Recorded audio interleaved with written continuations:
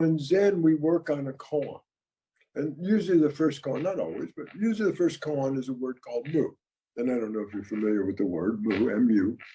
But basically, it means literally negation or nothing. It has no meaning. So in the old Chinese, it was wu. In Japanese, it's mu. And it meant no meaning, nothing, no negation. All's gone, right?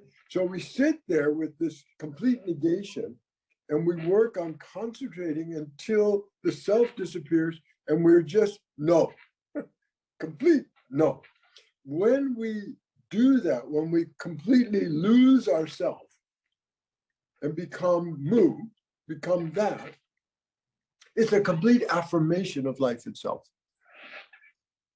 Because of course, what we identify as ourself is not really the true self. It's whatever we created over, in my case, 78.5 years. We created this facade, this so-called self. It's not who I really am, you see? So when I completely negate the facade, what do I have? Complete affirmation of my true self. So that's the approach in Zen.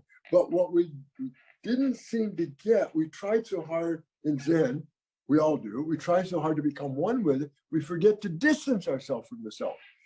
And how do we let go of the self if we're too identified with it? It's really almost impossible. But if we can make some distance, yeah, goodbye.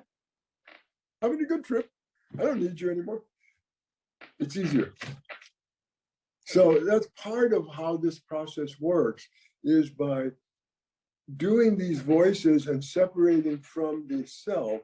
It's easier to both own and embody these aspects and to drop the self that we're so identified with.